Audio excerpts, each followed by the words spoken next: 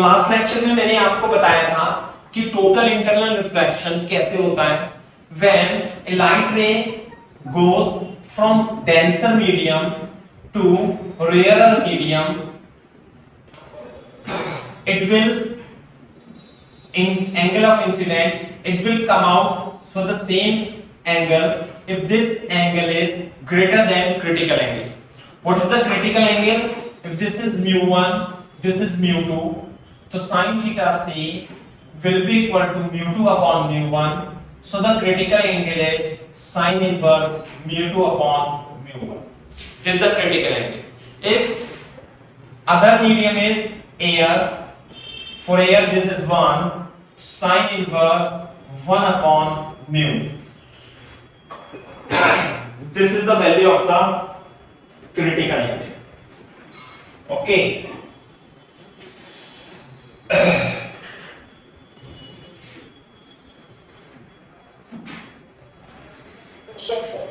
Okay. So find the value of theta.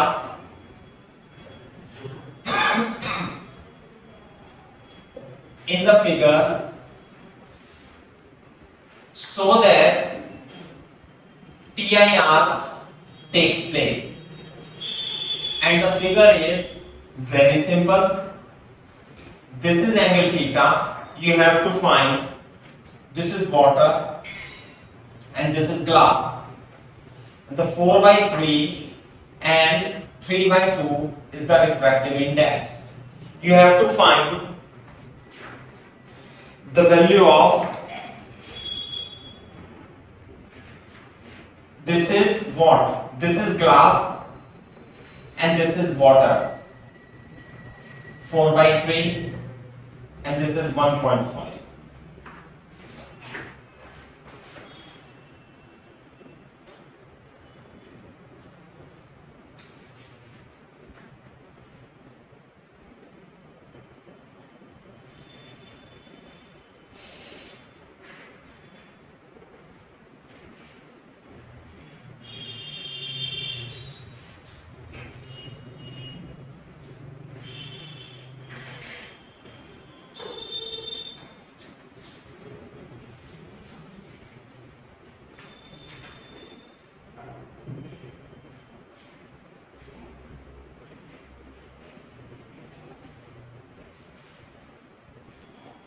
Yes.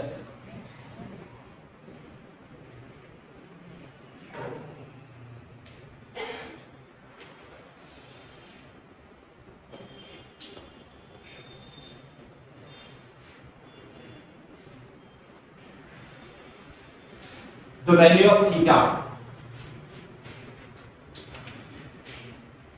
The value of, hello. The value of theta so that TIR takes place. How would you find? Listen, I am telling you how to do this. Yesterday we have did a question in which we found the value of angle of incidence I so that TIR takes place. Now what is the condition? Mathematically we have to go mathematically. Okay, not analytically, rather we have to go mathematically. What is the value of theta so that TIR takes place? This is denser medium, this is rarer medium. So what is the value of theta? The theta should be equal to, theta should greater than critical angle. If theta is greater than critical angle, then TIR will definitely takes place. Am I right? Yes. Okay. So if we take sin theta both sides, you will get like this. Inequality sign will not change because sine is a increasing function. In mathematics you study, isn't it?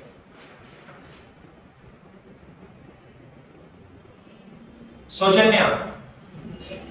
Yes, sir. Okay, so what is sin theta c? If this is, listen, the critical angle for two medium is fixed. it does not depend upon angle of incidence, Yes, sir. है ना, ये angle of incidence पर depend नहीं करता, चाहे light डालो चाहे light मत डालो, दो बाउंड्री के लिए क्रिटिकल एंगल तो फिक्स रहेगा, हाँ सर। ठीक है ना। तो थीटा से थीटा सी का कोई मतलब नहीं है, तो क्या इन दोनों बाउंड्री के लिए आप थीटा सी की वैल्यू निकाल सकते हो? यस, कैसे? Mu into sine theta C is equal to 1 into sine 90 से। So sine theta C is 1.5, या आप याद रखेंगे sine theta C, sorry this is 4/3, इसे लिख लेता हूं मैं 3/2, this is 3/2। Are you getting this equation? Yes, sir. Yes. 4/3, 3/2, this is 8/9. So the critical angle is, अगर जो आपसे इन दोनों बाउंड्री के लिए कोई क्रिटिकल एंगल पूछता तो आप क्रिटिकल एंगल बताते साइन इनवर्स 8/9। तो साइन थीटा सी की वैल्यू जो होगी वो होगी 8/9। So theta is greater then sine inverse 8/9। तो यदि थीटा इसके बराबर है और इससे बड़ा है तो टोटल इंटरनल रिफ्लेक्शन होगा, सिंपल सी बात है। यानी TIR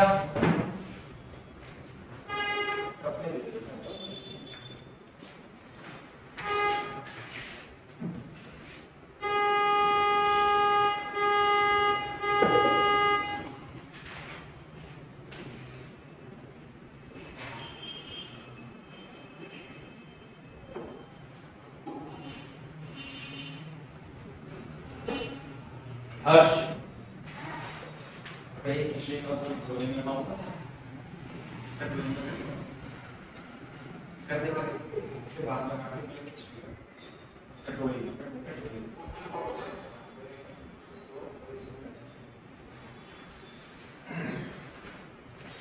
सौजन्या, हाँ सर। कॉपी कर लिया बेटा? एक सेकंड। ओके।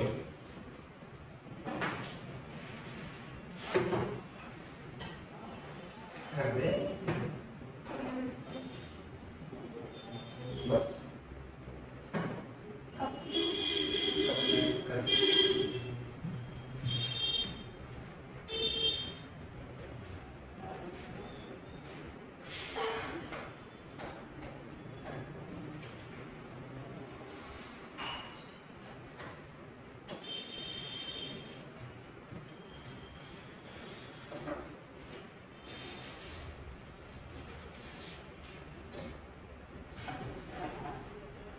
हाँ सर, हाँ सर।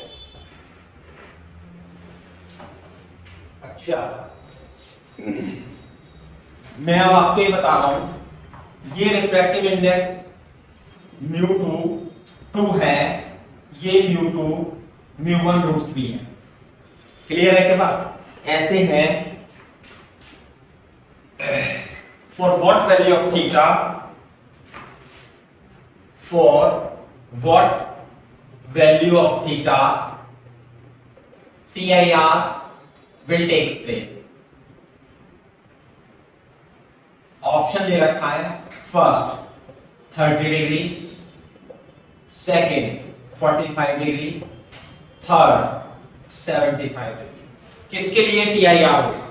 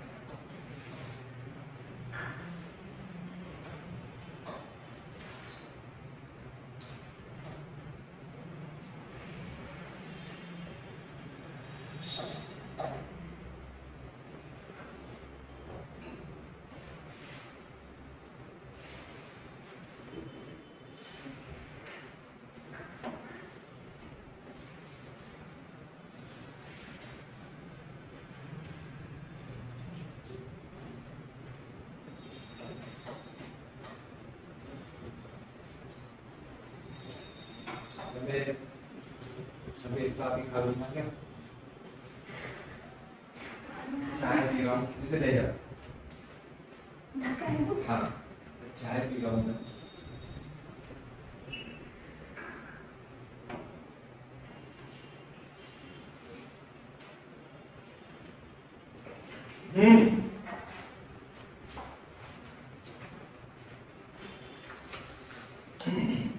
नहीं आया आंसर? सर क्रिटिकल एंगल निकालने के बेटा, ये डेंसर है ये रेयर है, तो क्रिटिकल एंगल कैसे निकालते हैं? दो बाउंड्री के बीच क्रिटिकल एंगल के लिए μ2 into sin theta c is equal to μ1 into sin 90 लगाते हैं। यस सर तो sin थीटा c का फॉर्मूला जो है μ1 अपॉन μ2 होता है। तो μ1 का मतलब है ये, चलो इसमें मान लिया √3 अपॉन 2, तो जो क्रिटिकल एंगल होगा वो कितना आएगा भाई? 60 डिग्री। तो इन दोनों बाउंड्री के लिए क्रिटिकल एंगल कितना हो गया? 60 डिग्री। तो यदि थीटा की वैल्यू 30 डिग्री है तो क्या TIR होगा? नहीं सर 45 के लिए भी नहीं होगा। किसके लिए होगा? 75 के लिए होगा। हाँ सर कॉपी करो।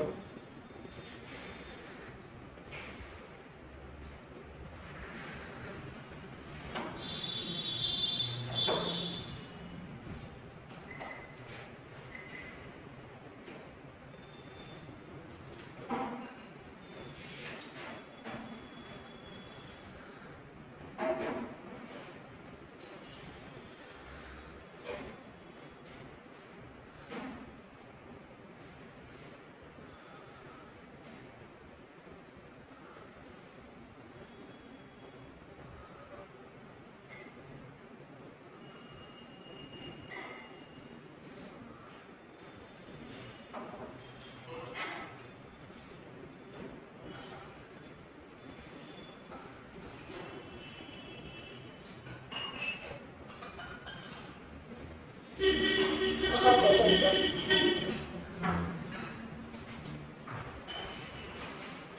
मेरे को लग रहा है अभी आपको क्लियर नहीं हुआ है कॉन्सेप्ट। ध्यान से सुनो, इसलिए देर लग रही है, शायद आपने यहाँ पढ़ा नहीं कहीं। बोर्ड पे देखो, दो बाउंड्री हैं, इसका μ1 मान लेते हैं, μ2 मान लेते हैं। तो क्रिटिकल एंगल क्या होता है? वो ऐसा इंसिडेंट एंगल होता है, ऐसा इंसिडेंट एंगल होता है क्रिटिकल एंगल जिसके लिए R जो हो जाए 90 डिग्री हो जाए। ये हाँ सर तो इसमें स्नेल्स लॉ लगाएंगे तो μ2 into sin थीटा c और μ1 into sin 90 लगाते हैं। तो sin थीटा c की वैल्यू μ1 अपॉन μ2 या आपका मन μi जो भी करे, ये होता है sin थीटा c। समझे? अब sin थीटा c का ये तो फिक्स वैल्यू है।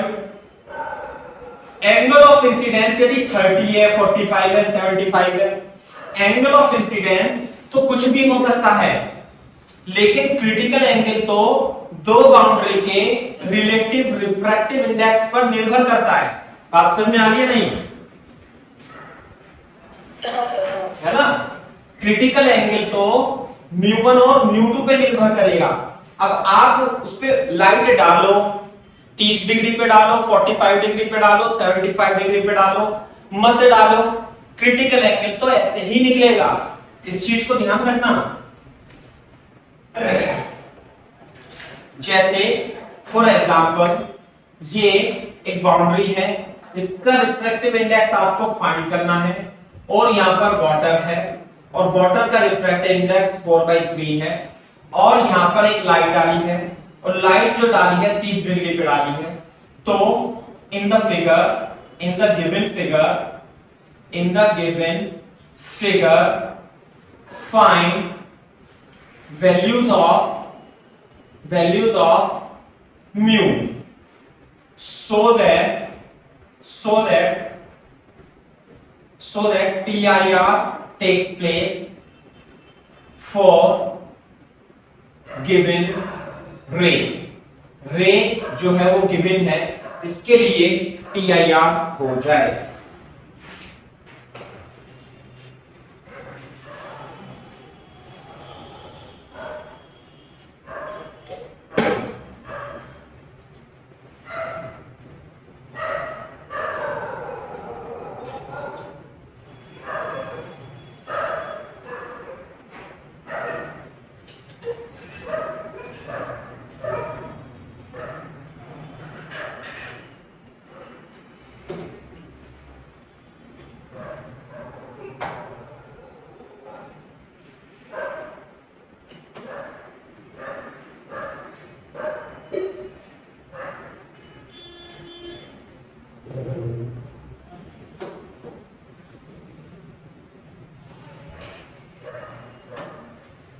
सर म्यू को 90/4 से कम होना होगा।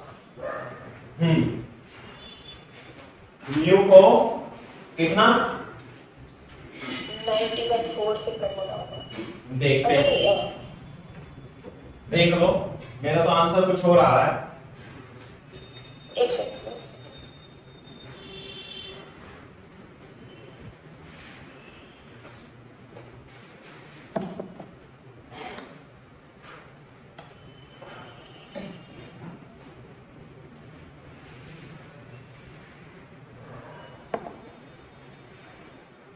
देखो इधर एक बात देखो, अगर जो TIR होता है तो कंडीशन क्या होगी, ये जो इंसिडेंट एंगल है it should greater than theta सी।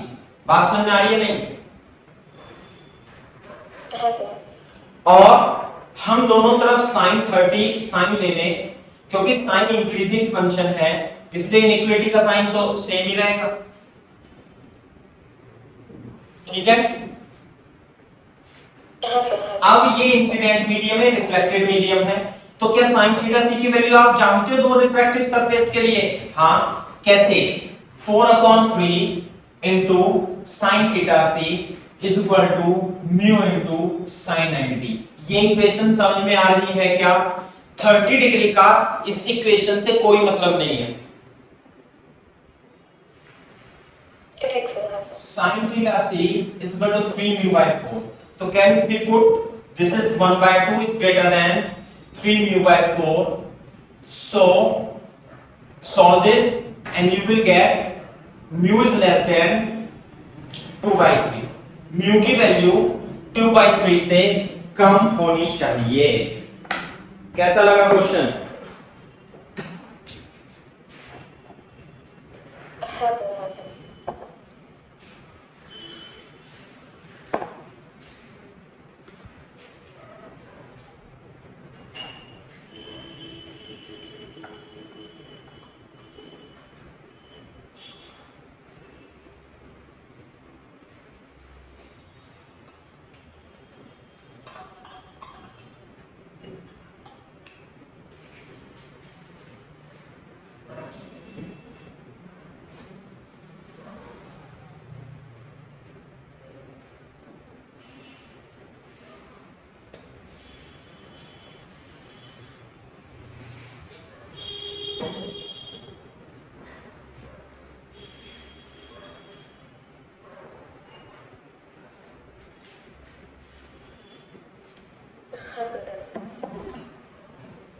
तो करने का मेथड भी इसी प्रकार से आपको रखना है ना?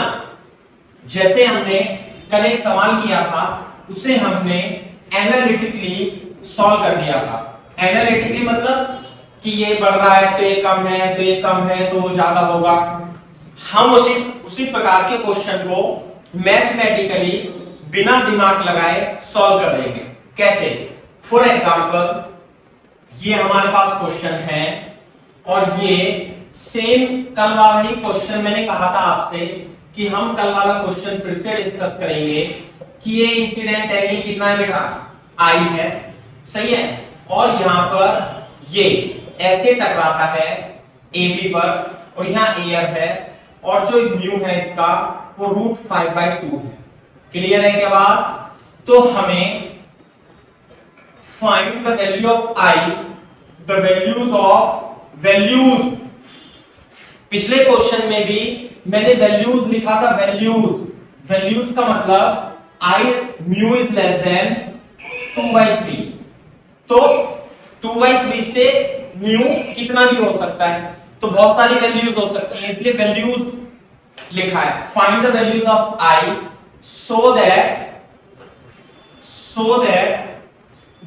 so that ray cannot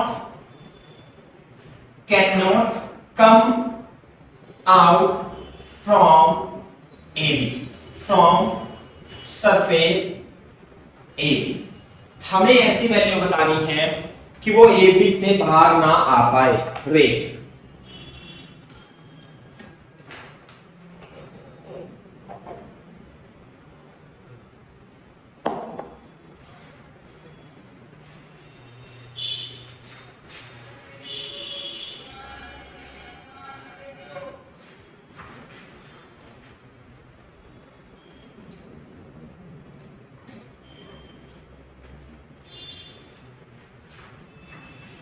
एक मिनट देता हूं मैं आपको करने के लिए, फिर मैं सॉल्व करूंगा।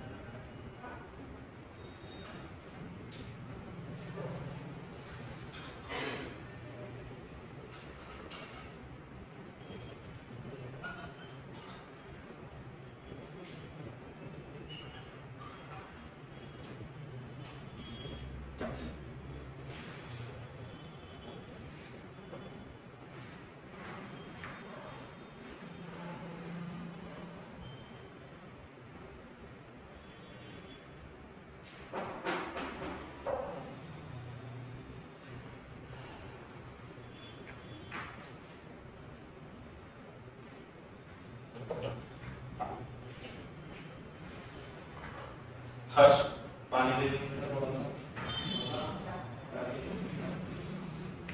हाँ भाई देखो जरा ध्यान से देखो कैसे हम इस क्वेश्चन को सॉल्व करेंगे। मैथमेटिकली करेंगे सारा। देखो बोर्ड पे अगर जो यहां पे लिखना, अगर जो ये किरण ये रे इससे बाहर नहीं आ पाती तो इसका मतलब यहां पे जो एंगल होगा ये थीटा, ये कैसा होना चाहिए भाई? It should greater than theta C होना चाहिए। बात समझ में आ रही है साइना? तो दोबारा से हम साइन थीटा ले लेंगे दोनों, लेकिन साइन थीटा सी की वैल्यू तो हमें इस बाउंड्री के लिए पता है। कैसे? अरे साइन थीटा सी कैसे निकालेंगे? Mu into sine theta C is equal to 1, क्योंकि इधर तो साइड एयर है, इनटू साइन 90। तो साइन थीटा सी कितना आ गया बेटा? 1/म्यू, और म्यू की वैल्यू कितनी दे रखी है क्वेश्चन में? √5/2, यानी साइन थीटा सी क्रिटिकल एंगल आ गया 2/√5। तो sine theta should greater then 2/√5। Clear है क्या बात? अच्छा अगर जो ये थीटा है तो ये मान लिया r है, तो थीटा को मैं क्या लिख सकता हूं? थीटा को लिख सकता हूं मैं 90 - r। तो इसका मतलब थीटा को लिख लेंगे हम 90 - r 2/√5। क्लियर है क्या बात? तो ये हो जाएगा हमारे पास cos r should greater then √5। बात समझ में आ रही है? √5। अब एक सिचुएशन और बचती है कि इस पॉइंट पर हम स्नेल फ्लो लगा दें, तो यहां पर हम स्नेल फ्लो लगाएंगे और वो होगा 1 * sin i is equal to mu * sin r। sin i is equal to कितना हो गया भाई? म्यू की जगह √5/2 इनटू sin r। क्लियर है क्या बात? अब देखो sin r की वैल्यू कितनी हो गई? ये हो गए 2 रूट साइन आई अपॉन रूट 5, जबकि cos r की कंडीशन ये है।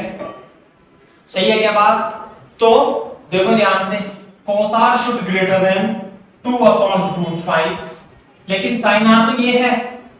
तो ध्यान से देखो, क्या हम cos r को 1 माइनस रूट साइन स्क्वायर लिख सकते हैं क्या?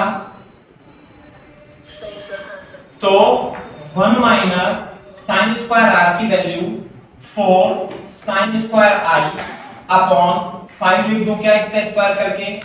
Should greater than 2 upon root 5।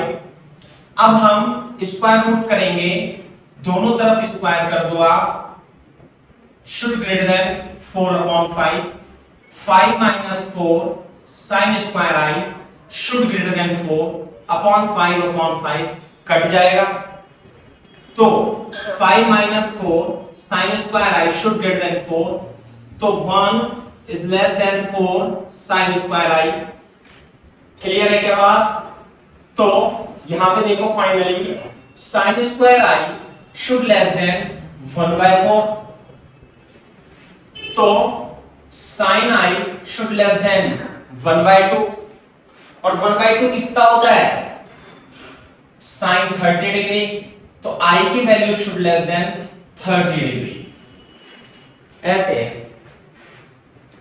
अच्छा, हाँ सर। सारा मैथमेटिकली कराया मैंने, कल मैंने एनालिटिकली कर दिया था, लेकिन इसी प्रकार से करा था थोड़ा सा कि इसे बढ़ा देंगे तो ये घट जाएगा, ये घट जाएगा तो वो बढ़ जाएगा। तो यदि आप मैथमेटिकली में कंफर्टेबल हो then you can solve mathematically as well, और मैथमेटिकली सॉल्व करना चाहिए चीजों को, तो ज्यादा बेटर है ना, सब इक्वेशन बना करके। हाँ सर। कौन था?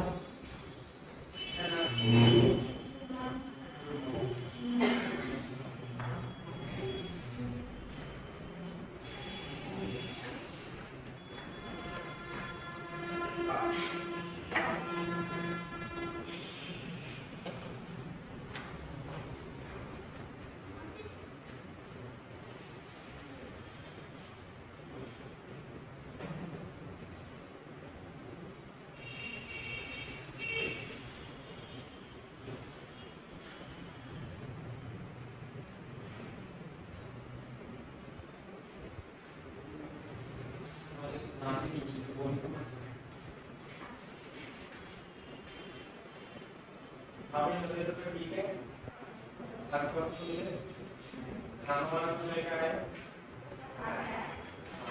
थोड़ा लेट है। हाँ तो स्कूल में है ना, स्कूल में लंच नहीं करते तो कोई बात। अच्छा, अगर खाओगे नहीं तो पढ़ोगे कैसे?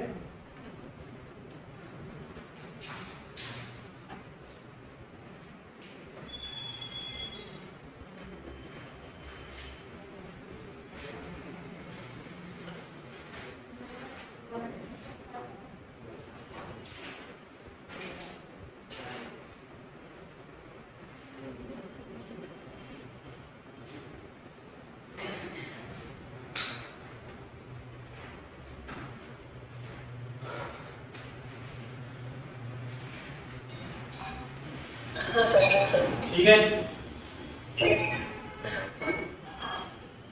तो इस तरीके से ही हमें सारे क्वेश्चन भी करने हैं, है ना। इसी कल भी हमने यही किया था, लेकिन थोड़ा सा मतलब करने का मेथड थोड़ा डिफरेंट था, बट दिस इज गुड, क्योंकि बहुत सारे सवाल हैं जो इसी कॉन्सेप्ट पे होंगे। फॉर एग्जांपल मान लेते हैं ये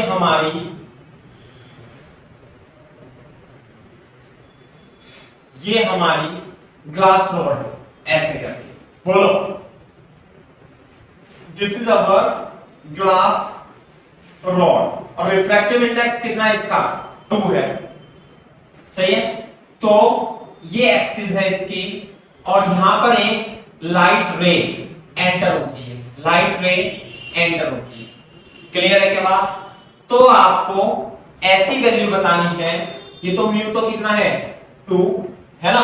find the range of I so that light travel in the glass rod only, glass rod में ही ट्रेवल करे। इसे आप ऑप्टिकल फाइबर की तरह भी ट्रीट कर सकते हो।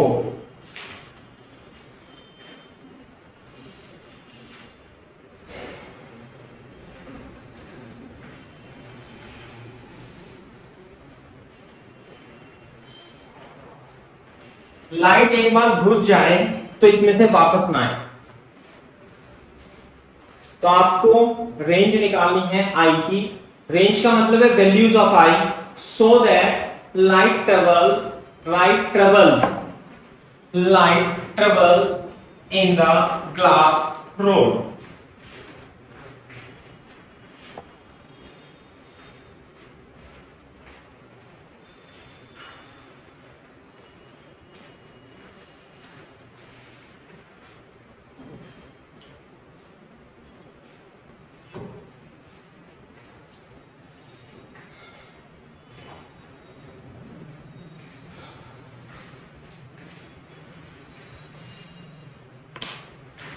बाहर की साइड एयर है इसमें, है ना बेटा? बाहर की साइड क्या है? एयर है।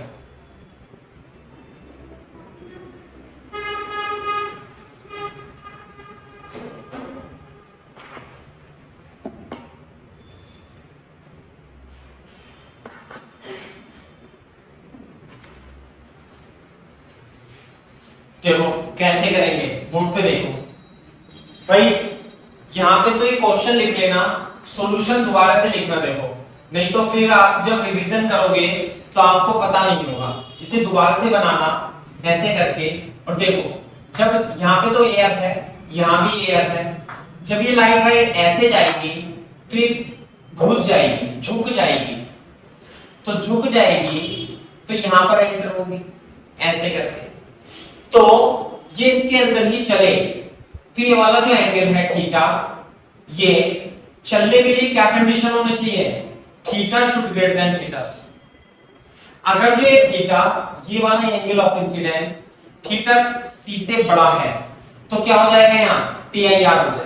क्या हो जाएगा बेटा? Total internal reflection. तो ये एंगल भी कितना होगा? थीटा ही होगा। इसे और आगे बढ़ा लो थोड़ा सा, है ना? तो ये वाला एंगल कितना होगा? थीटा। फिर यहाँ पे TIR होगा ऐसे करके। और ये लाइट में यहां से जाएगी और फिर यहां से कहीं से वापस आ जाएगी, बाहर निकल जाएगी। क्लियर है क्या बात? ये ठीक है।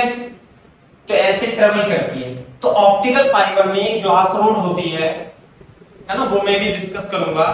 और एक बार लाइट इसके अंदर चली जाती है तो वो इससे ऐसे ऐसे चली जाती है। हाँ भाई, तो कंडीशन क्या होनी चाहिए? Theta should greater than theta C, sin theta is greater than sin theta C. क्या आप मेरे को इसमें sin थीटा सी की वैल्यू बता सकते हो सौजन्या?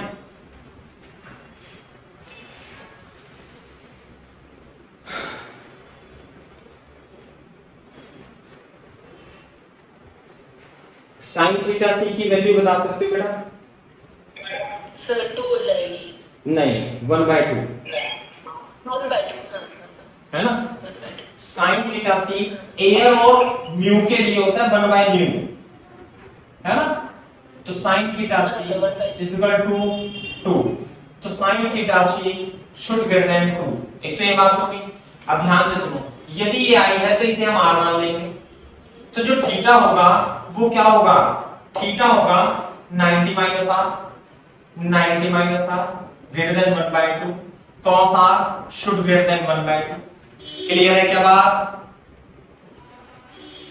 दूसरी बात यहां देखो, इस पॉइंट पे हम लगाएंगे Snell's law, 1 into sin i mu into sin r। तो sin r की वैल्यू कितनी हो जाएगी बेटा? sin i/2 हो जाएगी। cos r को फिर से सेम मेथड है 1/2। sin r की वैल्यू रखेंगे कितनी? Greater than 1/2। थोड़ा सिंपलीफाई करेंगे इसे 1/4, 3/4, by 4,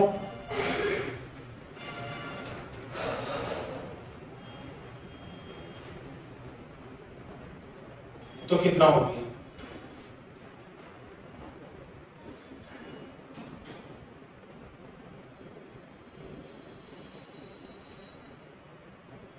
sin square I should sin square I less than 3, तो sin I should less than √3.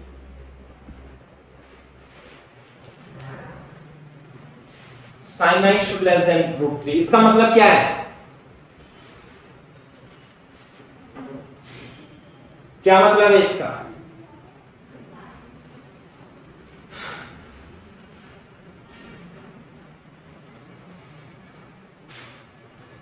बता सकते हो मैथमेटिक्स में?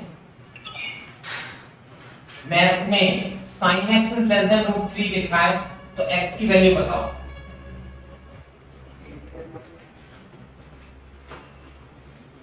पढ़िए कभी इसी गणित में इक्वेशन या साइंस में टेस्ट है वो आपका मैथ्स का। sin x लेस देन √3 लिखा है, x की वैल्यू बताओ।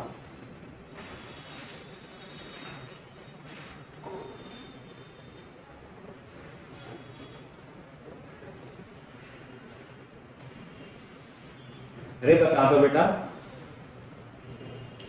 सर √3 तो नहीं जाएगा ना, मतलब स्टैंडर्ड एप्पल से मैं ये साइन इनवर्स √3 लिख सकते हैं।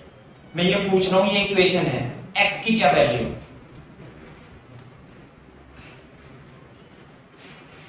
देख लो कितना मैथ्स पढ़ाया आपने। x belongs to real number, x की सभी वैल्यू के लिए sin x √3 से छोटा ही होगा। कुछ भी रख लो यहाँ पे x, वो हमेशा √3 से छोटा ही आएगा। अच्छा तो 0 to 1 होगा, सही है ना? हाँ, अगर जो ये मान लिया sin x is greater than √3 होता, तो यहाँ पे x belongs to क्या आता? 5, ठीक है? Yes sir yes. लेकिन इसका मतलब i belongs to real number होना चाहिए, लेकिन i क्या है? Angle of incidence. तो एंगल ऑफ इंसिडेंस ऐसा तो नहीं है 500 डिग्री 1000 डिग्री भी हो सकता है। I की वैल्यू तो 0 से 90 डिग्री तक हो सकती है, इसलिए जो I की रेंज है वो 0 से 90 डिग्री कुछ भी हो। इसका मतलब आप इस रोड के अंदर किसी भी एंगल पर लाइट डालें, वो हमेशा इस रोड के अंदर ही रहेगी। बात समझ में आई नहीं?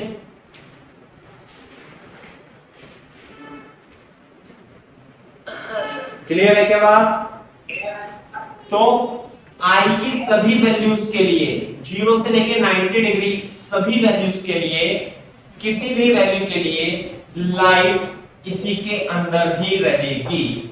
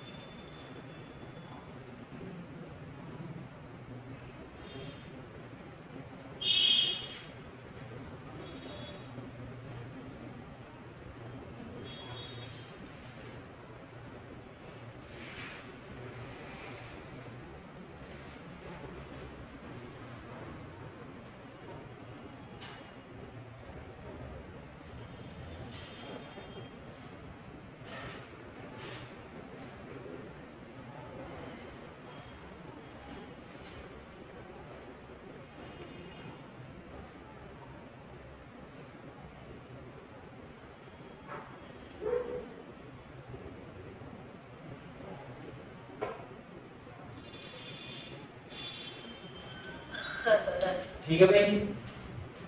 तो ये वाला क्वेश्चन है। देखो एक क्वेश्चन और है, मतलब आपको इसे थोड़ा सा मैथमेटिकल सॉल्व करने के बाद एनालिटिकली भी सोचना पड़ेगा कि कैसा अजीब सा क्वेश्चन है ना, कि हमसे ये आई की वैल्यू पूछा है और म्यू रूट 2 दे रखा है और आंसर निकल के क्या आया कि आई की किसी भी वैल्यू के लिए लाइट इसमें से बाहर नहीं निकलेगी। ऐसा तो चाहिए ही। मान लिया कभी ये जो वो वाली नहीं होते हैं, ये ऑप्टिकल फाइबर, जैसे कभी फेयर लगते हैं, ट्रेड फेयर लगते हैं, या रात में वो जो लाइट वाला नहीं होता है उसमें से जो निकलते रहते हैं, अरे यहाँ लाइट डालते हैं, इसमें से वो ऐसे रात में जगती है तो इसके अंदर लाइट होती है, अरे यहां से लाइट ट्रेवल करती है, देखा है नहीं? अरे मेलों में लगता ही है, ध्यान नहीं है? वैसे हाँ सर कह रहे हो? नहीं सर ध्यान है। हाँ। तो उसमें से आप इसे कहीं भी कैसे भी मोड़ दो इसे, तो लाइट जो है इसी के अंदर ट्रेवल करती है यूं। तो यानी कि इसका रिफ्रैक्टिव इंडेक्स जो है वो काफी ज्यादा होता है, 2 है ना? मैं भी बताता हूं एक और क्वेश्चन, सेम टाइप के क्वेश्चन पे, कॉन्सेप्ट पे क्वेश्चन करते हैं।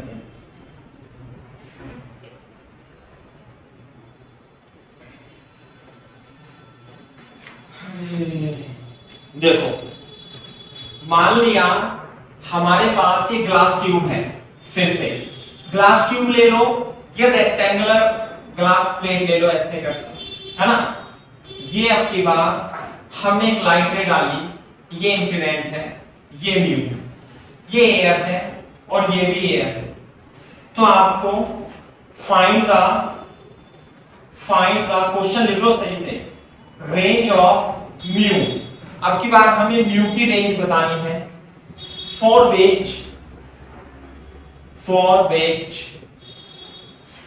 light ray does not emerge from lateral surface of the tube for any angle of incidence at cross section interface of tube। Clear है क्या बात? मेरे ख्याल से क्वेश्चन तो क्लियर होना चाहिए। हमें अब की बार इस रिफ्रैक्टिव इंडेक्स के म्यू की वैल्यू बतानी है, ताकि इसके अंदर एक बार यदि लाइट चली जाए तो वो उसमें से वापस ना आए।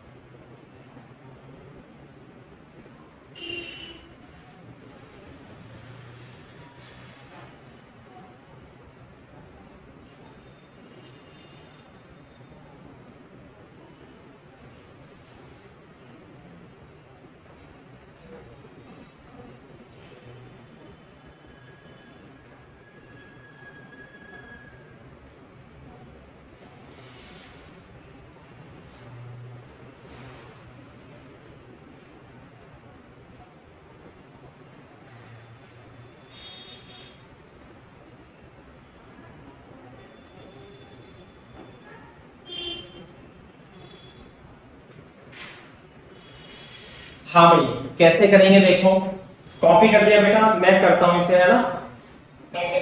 हाँ सर कॉपी कर लिया। ठीक है, देखो ध्यान से, ये पूछ रहा है कि यहाँ पे हम यदि लाइट डालें, और ये तो क्या है, ग्लास ट्यूब, ऐसे लिख देना ग्लास ट्यूब, हमें म्यू की वैल्यूज बतानी है कि एक बार इसके अंदर एंटर कर जाए तो ऐसे ऐसे ऐसे इसके अंदर ट्रेवल करें। तो ये तो क्वेश्चन समझ में आ गया। तो अब हम सॉल्यूशन लिख लेंगे इसका। फिर सॉल्यूशन में आप इसे दोबारा से बनाना, 2 मिनट लगेगी, बनाने ना बेटा, ऐसे करके ऐसे, ठीक है। तो मेरे को ये बताओ, यहां तो एयर है, ये जो एंगल है किसी भी इंसिडेंस के लिए बाहर ना आए तो एंगल कितना हो सकता है? 0 से 90। भाई एंगल तो 0 से 90 हो सकता है सौजन्य, क्लियर है क्या बात? हाँ सर। तो जब ये 0 से 90 होता है तो अब हम शुरू कर देते हैं अपना काम। कैसे? ये थीटा मान लेते हैं फिर से, तो theta should greater than theta C, और sine theta C is equal to 1/μ। Again वही कहानी अपनानी है, sine theta C, sine theta C should greater than, ये बात समझ में आई क्या?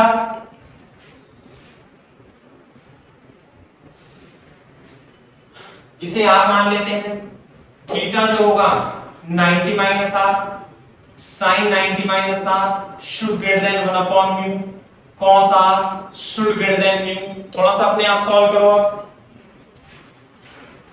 आगे मैंने कई बार कर दिया सेम चीज।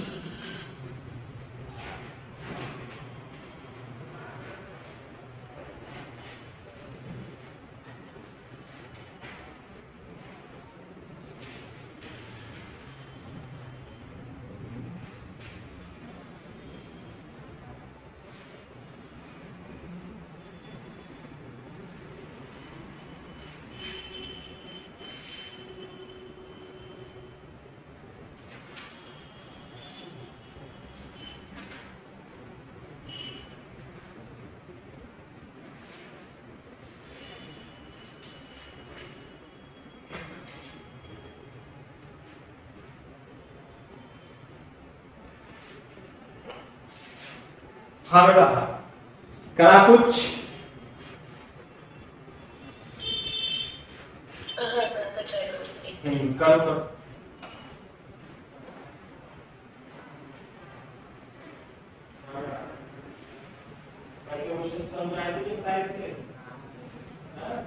कौन सा लेक्चर कर रहा है? चलो आपका भी, चलो ठीक है, तो 2-4 मिनट छोड़ के बाद मैं सलाह लड़की बुलाएंगे पढ़ने।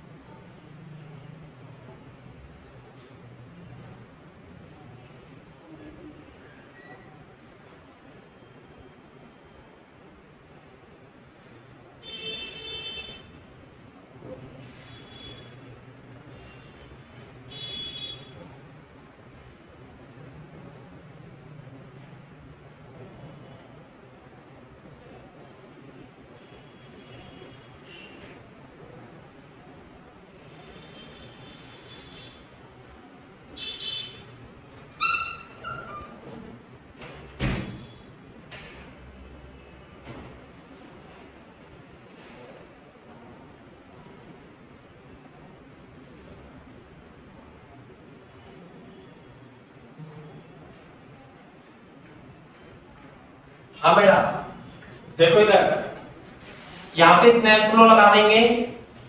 क्या लगाएंगे Snell's law? 1 into sin i is equal to mu into sin r। Clear है क्या बात? तो sin r की वैल्यू कितनी आ रहेगी बेटा? sin i upon mu. तो अब इस इक्वेशन से देखो क्या लिखा है हमारे पास, cos r is greater than 1 upon mu. तो क्या मैं cos r को sin स्क्वायर r ऐसे लिख सकता हूं? हाँ लिख सकता हूं। sin r की वैल्यू क्या आएगी? 1 minus sin square i upon mu square. यहां तक तो कर लिया होगा आपने।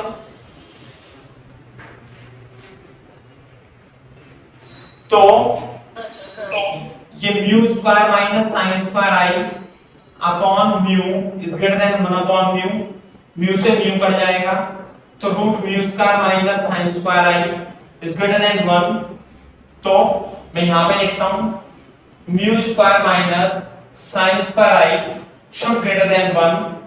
तो mu square should greater than 1 plus sin square i। तो mu should greater than 1 plus sin square i। बात समझ में आती है क्या?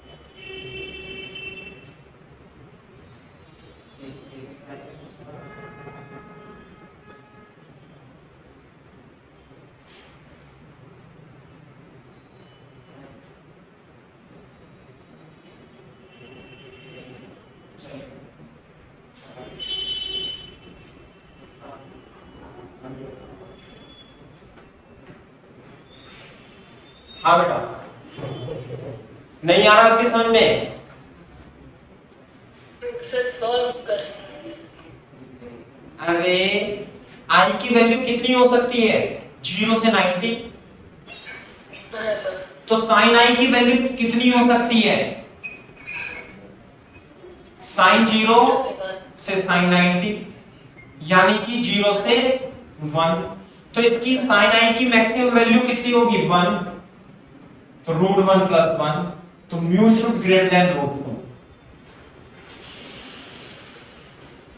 नहीं आई बात समझ में? अच्छा हाँ सर। तो ध्यान, अब ये देखो हमने ये सब तामझाम सॉल्व किया है। आपको क्या रखना है? इसे याद रखना है। क्या याद रखना है? कि यदि ग्लास की ट्यूब है और यहां पर एयर है और यहां भी एयर है, तो इसकी किसी भी वैल्यू के लिए यदि म्यू √2 से ज्यादा है, म्यू √2 से ज्यादा है, तो आप इसमें कहीं पे भी लाइन डालो, ऐसे डालो, ऐसे डालो, ऐसे डालो, ऐसे डालो, 0 पे डालो, 30 पे डालो, 45 पे डालो, 80 पे डालो, 90 पे डालो, तो वो उसके अंदर ही ट्रेवल करेगी। कितनी वैल्यू के लिए? Mu is greater than √2। बहुत बार पूछा गया है डिफरेंट डिफरेंट तरीके से सवाल।